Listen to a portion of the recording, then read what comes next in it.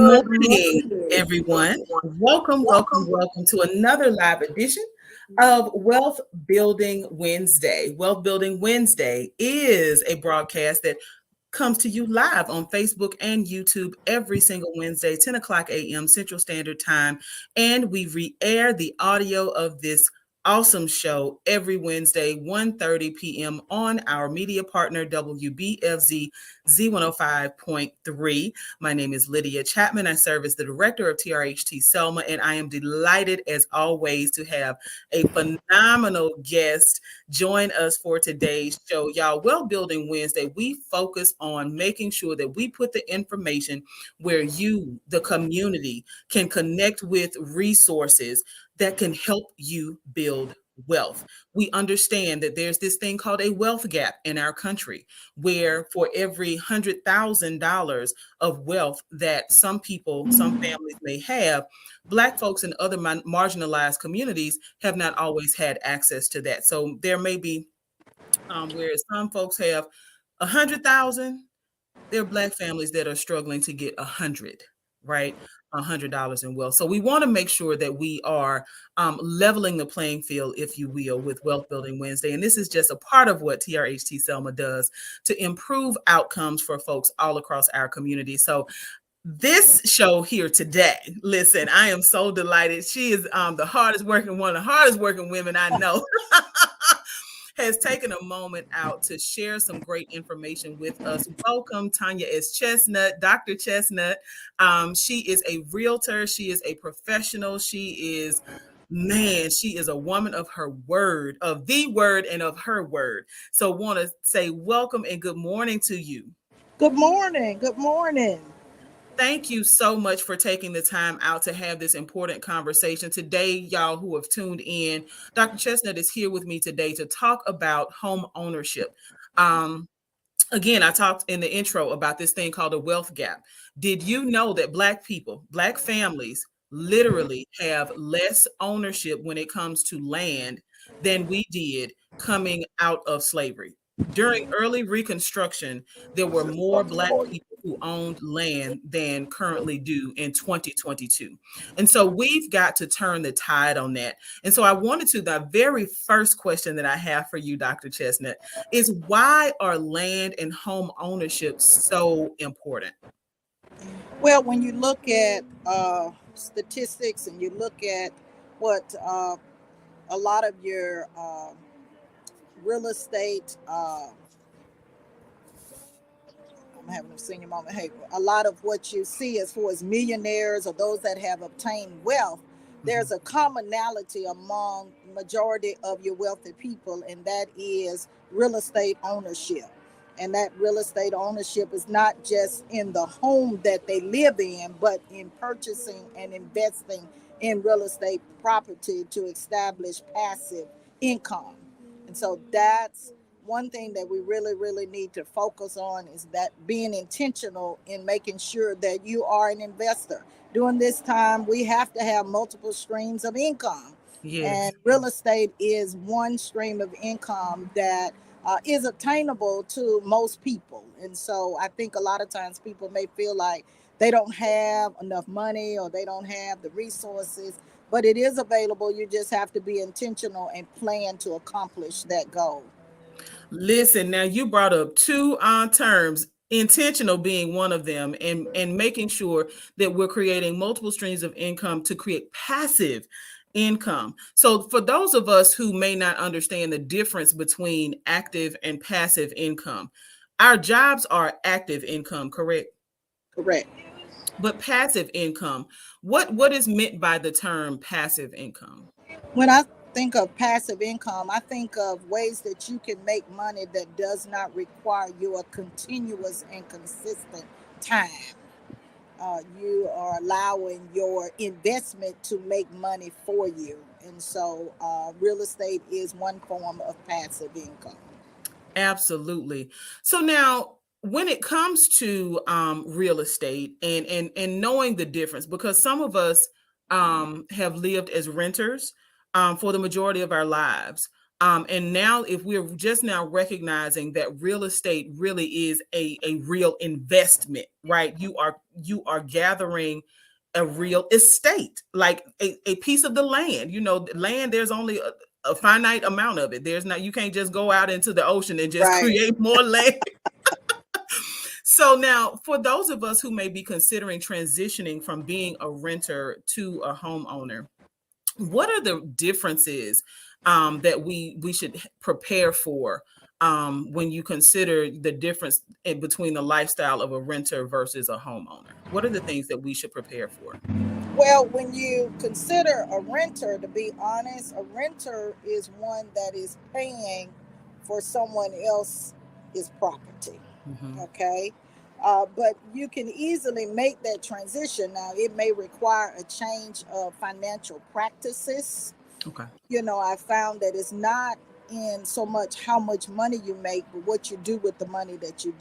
Mm, so I would encourage anyone that's planning to transition from being a renter to a homeowner to begin by making a budget, really looking okay. at your finances. And I always say, I tell my kids to put a name to your money, because you really don't realize how much money you throw away when you don't have it earmarked for a certain purpose, even if that purpose is for entertainment or for some of the things that you like. But at least have spend your money intentionally. But then also really pay attention to how much you charge as far as credit. Only charge for necessities. Oftentimes we have a habit of just charging because we want to, and so when you're getting ready to prepare to make a purchase, there are several things that are considered, and that is how much debt you have compared to your income. And so you want to keep your debt to credit ratio low, but then set financial goals. One thing about saving money, if you put aside consistently, that money will accumulate. And I think a lot of times people think that you just got to have a surplus of money to begin the saving process. But set financial goals and recognize that everyone can be a homeowner if you have a steady income, if you have reasonable amount of credit, and you have don't have a whole lot of revolving debt. Then you are definitely en route to becoming a homeowner. So now there were quite a few nuggets that you just dropped there. So I want folks to make sure that they're capturing the information that you're sharing. One of the first things that you asked us to do is to make sure that we assign a name to every dollar that we earn, that anything that's coming in, give it a name. So having that budget, having that spending plan allows us to do that. But then to also make sure that we start saving, being very intentional at any amount to set something aside. And that really goes back to the one of the very first things you said when we began the conversation, is making sure that we're creating good habits, right? Yes. Yeah. So now, what are some of the very first things? So now we've decided, okay, we're going to transition from being a renter into a homeowner. You talked about some of the things that we need to do, but you brought up this C word, this credit. Now, we've talked about credit quite a bit on Wealth Building Wednesday because it really is something that is truly important in our society. So want Mm-hmm. to ask you why our credit scores are so important when it comes to home ownership. What difference does a credit score make? Oh, the credit score makes all the difference. And so, I would encourage anyone to uh, obtain a copy of your credit report. Okay. And you can do that with freecreditscore.com. There are so many. You just Google free credit report, you will find various options where you can obtain it. But you also want to be sure that what's on your credit report is correct. Sometimes there are errors that may be on there. And then look at areas where you can improve. One thing about the credit report, it will definitely give you a visual picture of where you are spending your money or where you're charging, you know, how can you minimize your revolving debt? Do you have a lot of credit cards from different stores? Just what are you charging? And I encourage anyone, and I really stress this to my own children, um, credit cards are not for you to buy what you can't afford. It's not for you to use just because it's there and available. And so we just want to encourage you to keep your credit charges down. However, it can serve as a twofold purpose, because if you don't have credit, that is a way to build credit, and you can do that by getting a secured credit card. You can go Okay. to your bank and get a secured credit card. Now, with that, you use your own money. For instance, Mhm. you may put down $250 or $500, and so as you use that card, you're actually using your own money. But the beauty of it is to make sure that you build a history of good payment, meaning paying on time, and if at all possible, if your credit limit, whether it's a secured credit card or one that is not secured, try to keep your balance at least below half of your limit, because you when you max out, when I say max out, it means that if they've given you $1,000 uh, credit limit or $5,000 credit limit and your balance is $4,900, then you're pretty much maxed out. And even though you're paying on time, it does not work to your advantage. And so I encourage you to keep your balance at least below half, and then use it if you can. If you're going to use the credit card to build credit, be prepared to go on and pay it off. Mhm. So I may use my card because I'm trying to establish credit, but I also know that this is money that I would have spent in cash or with a debit card. So I am in position to now just go on and pay it off. You can go on and pay it like the next week or so and build a great positive history of payment. So now you have said quite a bit now, and I just want to encourage those folks who have been tuning into Wealth Building Wednesday for a while. Think back on how many people are saying the exact same thing. You have Dr. Chestnut telling you today as you prepare to become a homeowner. You have Miss Hesley, who is with Lifelines Counseling, who is a credit counselor. We have folks from Hope Credit Union that have come on, Mary Ann Givens, who's come on. These ladies are saying the exact same thing. So it must be something to it, right? And how to manage this thing called credit. Those 9 digits that we are assigned at birth, that social security number is there. Those are the 9 digits that America uses to identify who we are and what we do. Because that's exactly how people, are able to pull your credit using that's why you have to enter your social security number for things like student loans or when you're applying for a job, right? Because there are many jobs that require credit checks now. Mm-hmm. Even if you are looking to be a renter, there are apartment complexes that simply Right. will not let you in, depending on what your credit score is, because that is their way of observing what your habits are. And just as Dr. Chestnut just said, y'all, your credit report tells you how you're spending your money. And if we're not using our credit wisely, if we're not using those guaranteed cards, those secured credit cards to build credit, right? So that the bank now says, okay, you have an unsecured credit card. So now that you have been, we notice that in our relationship with you that you're doing well, we want to extend you more credit, but we've got to do right by that. So I want to ask you though about this, and you've mentioned it before in our conversation, debt to income. Like, what difference does our debt to income ratio make when we are thinking about this home buying process? Well, when lenders are looking at your income, they're also looking at how much debt you have. And of Okay. course, they're looking from a vested interest that you have the ability to pay. To pay. And so you can't have the majority of your income already spent prior to obtaining a loan for a home. And so like I said, you want to make sure that your debt to income ratio is as low as it can be, Okay. so that you can show that you are, first of all, someone that they are not considered high risk, because with life, things happen that we don't expect. And so you can't spend, of course, more than you make. And that's something, because you don't want to go. You want to keep your home when you get it. Right. You don't want to go into foreclosure. And I understand sometimes things happen that we have no control over.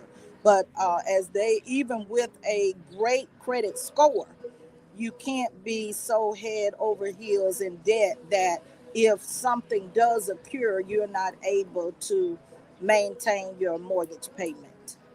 Okay. And so that's important for us to know. Debt to income, we want to monitor our own debt to income, whether a mortgage lender is monitoring that or not. Right. So if you know you are bringing in 5,000 a month, but you're spending 7,000, because you depending on these credit cards. Listen, we got some. The math is not mathing. Okay, Right. we've got to correct that and make sure that we get in alignment with living within our means and making sure that we appear to be a dependable person when it comes to seeking these home loans. So now, what about apps? Because as folks start to position themselves, right? If we're positioning ourselves to become a homeowner, we have gotten our debt to income ratio to within a really good range. We have gotten our credit score way up there so that we can qualify for as many loan products as possible at lower interest rates, which is really important right now as interest rates continue to rise. How can apps like, or are they even helpful? Apps like Zillow and Realtor. I know that as a real estate agent, as a realtor yourself, you probably get calls from folks who've seen stuff online. So, how can these apps help, or do they help at all with people who are looking to become homeowners? Oh, yes, exactly. They do help. I encourage anyone, if you're actively seeking to obtain ownership of a home, hire a real estate agent. And the beauty Yes. of buying a home, when you are the purchaser, it costs you nothing to have a real estate agent working on your behalf. And so get someone, Zillow, of course. There are several different online options for looking at homes and what's available. It's like a system that's been developed so that you can see what's what's out there and what's for sale. But at the end of the day, you still need to hire a real estate agent. Now, some of those companies can and will assign you someone, but if you know someone that you trust, you can easily go onto that site and say, hey, I saw this property at this location, or the MLS number, and they can work specifically on your behalf, someone that you know and someone that you have chosen for yourself. That would be your first step. And then after you've hired a real estate agent, the next thing you want to do is to get pre approval. Get pre approval for a loan, and that way you know exactly how much you're eligible for. A lot of times we focus on the score. The score just says that you are in position to borrow money, but it does not reflect how much money you can borrow. And I think that's where we sometimes find a gap. People like, well, okay, I've got this credit score, but they don't realize that your payment history, your debt to income ratio, all of those things impact that score, but it also impacts the amount of money that you're eligible to borrow. And so once you've done that, you get the pre-approval. And the reason why that's so important is it's Hmm. not fair to you, the buyer, to go out and look for a home that may cost $150,000 and you're only eligible for 100. Mm. It's like taking a kid to the candy store and then telling them he can't have the candy. However, you may be eligible for a lot more than you realize, and you may be eligible for $100,000 more than you thought about. And so it just gives you a clear picture of the direction that you're going. Then your realtor can seek out homes within your buying range. That Okay. person is working for your best interest. And a lot of times, sellers are saying that they only want people to come and visit their homes that have been pre approved.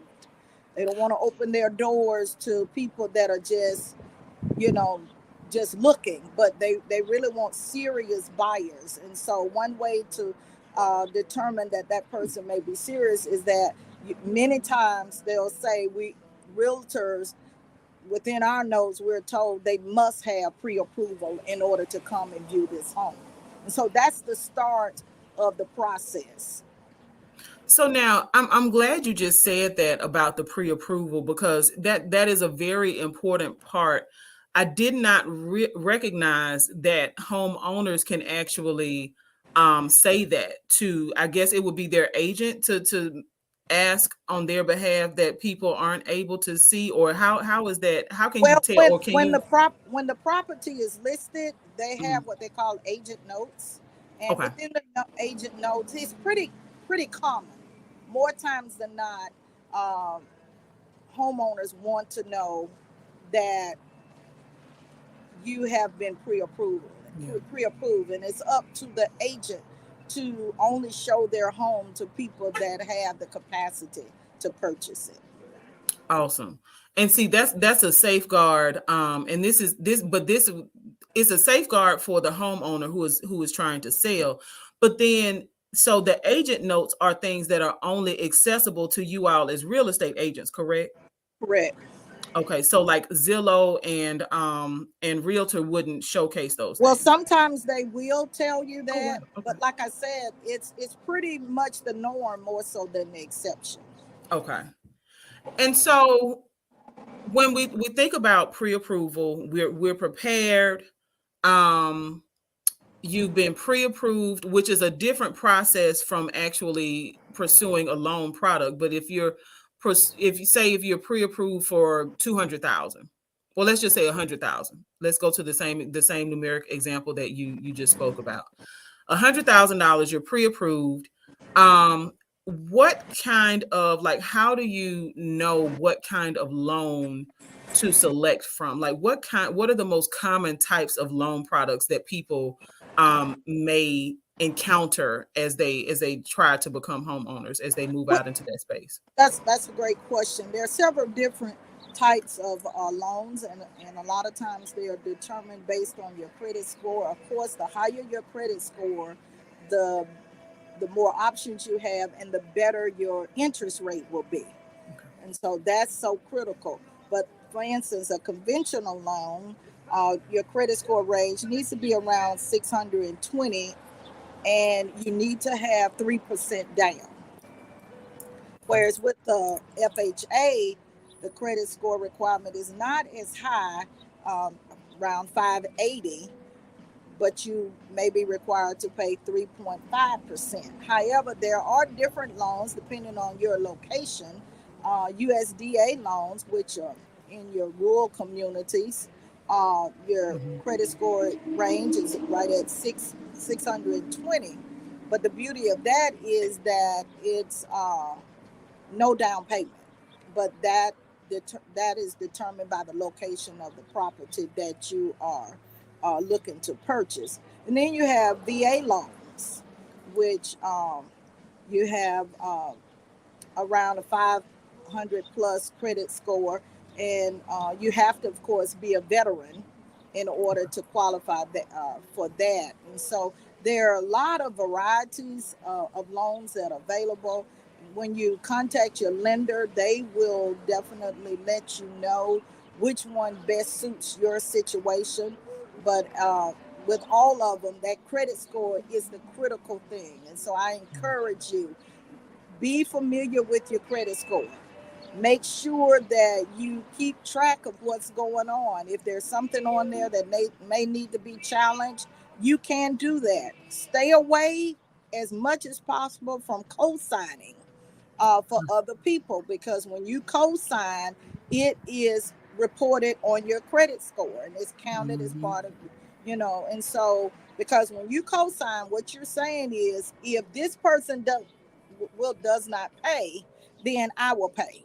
And so I discourage anyone, unless they can really avoid it. I can understand if you're a parent that's trying to help a child that's different.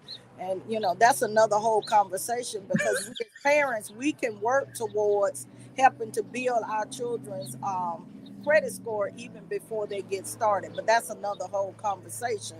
But just know that when you do co-sign, that is part of a debt that is considered yours. I'm so glad you brought that up. We've had one other person talk about that co-signing thing, and she strongly um said, lets folks know that that's not something that should be done because of the very thing that you said. A lot of folks, will attach it to, oh, well, you're not my friend, or connected to try to, I guess, kind of guilt Right, people into right, into doing it. right. But it literally is you signing a contract to say that if this person does not pay their bill, or if for some reason something happens, God forbid something happens to that person, this now becomes your debt. And Yes, it rests in your debt to income ratio, which could really impact, especially if you're now in this process that you're describing of wanting to become a homeowner. right. It could literally, put the kibosh. It could stop that process in its tracks. Um, Simply, because, with good intention, we're trying to help folks, but, actually ending up harming ourselves. So this is why programs like Wealth Building Wednesday exist, so that we can help equip people with the information, so that we're able to share this information. This is free information. This is free game, if you will, right? So if you didn't understand the importance of not co-signing, if you didn't understand the importance of maintaining a good spending plan or maintaining a budget, saving. Dr. Chestnut talked to us about saving, the importance of, no matter how little you think it actually is a lot, because you are starting good habits when you start to save. Um, so I wanted to just ask really quickly. I know that you are a real estate agent, and that you are serving the entire river region. Wanted to ask really quickly, though, because as interest rates start to go up, there's this R word floating around of recession, and the impact that this could potentially have on people being able to enter the housing market. Are you seeing that at all impact our area, or is that something that maybe we might be able to skate past? Well, of course, the interest rates are much higher than they were when we uh, during the time of COVID, and that was Yeah. to kind of jumpstart the economy, to Mhm. encourage people to purchase. The interest rates now have gone up. If you're interested in making a purchase, you definitely want to go on and purchase, just in case we do run into a recession and Okay. rates may go even higher. However, you do want to make sure that you have a secure job that won't be impacted by the recession. And so, at this point, you really just don't know. However, having continuous income, having a good credit score, because even if the rates are higher, when the rates go down, you can refinance at a lower interest rate. Yeah. And so, of course, having higher interest rate, it decreases the amount of money that you're eligible to borrow. But at the same time, we have no idea whether they're going to go higher than they are right now. And now, if we have fixed, because fixed and variable rates, and this is another whole conversation, Whole but conversation. 30 years is a typical mortgage um, loan. Mhm. So if we are entering into a mortgage, is the expectation that all mortgages are fixed, or all of them variable, or is there room for negotiation? And that's going to be my last question. Look. Right. You choose the terms of your loan with your lender. You choose the terms. Of course, having a fixed rate is somewhat advantageous because you have an idea of what your mortgage payment is going to be. We had a big drop with the balloon payments and Mhm. the variable notes because they may come back with an amount that you can't afford. And so, for the most part, most people will choose the fixed option. But even with the fixed, there's nothing wrong with uh, paying additional money towards your loan and apply it to principal only. Okay. Great information as always, Dr. Chestnut. Thank you so very much for being here with us for Wealth Building Wednesday. This will not be your last visit to the show. You are such a wealth of information that we can't just stop at one, just like a potato chip. We got to have you back. Uh, So thank you so much for taking time out. Thank you so much for inviting me, and I look forward to sharing. It's always just a blessing when you see people's dreams come true, and of course, purchasing a home is one of our dreams in life. And so, if there's anyone out there that wants to uh, look at purchasing a home, by all means, reach out to the Dream Maker. That's my tag, tc.re.dreammaker@gmail.com. But that's my mission, to help those people that are desiring to purchase a home, or even desiring to sell a home. And so I just want to reinforce what she said. If you are getting ready to, if you are at, or you are in the process, honey, you've downloaded Zillow, you've downloaded Realtor, and you are just wanting to see where you stand, this is a great opportunity right now to reach out. Her email address is tc.re.dreammaker. Y'all heard it. Dream Maker, DREAMMAKER. So if owning a home is your dream, reach out to Dr. Chestnut, tc.re.dreammaker@gmail.com. That is her email address. It is posted in the comments. So listen, you can stop those comments, you can copy it and go right on over to your email and make sure that you reach out to her, because this is the time for all of us to make our dreams come true. Real Yes, estate and land acquisition, those are keys to developing and building generational wealth. So we've got to yes. listen, let's make our dreams come true. And let's start by picking up our phones, because now we're emailing on our phones. Email Dr. Chestnut at tc.re.dreammaker@gmail.com. So again, thank you so very much for being here with us. We look forward to having you back. And for you who are tuning in live, thank you so very much. Y'all, if this is not your journey, if this is not the information for you, that does not stop you from sharing this information with somebody else. So click that little share button and make sure that someone on your timeline, someone connected to you, gets that start on achieving the dream of being a home or land owner. Until next Wednesday, y'all, let's get out here. We got to go house shopping. It's time to build some wealth. See y'all next Wednesday.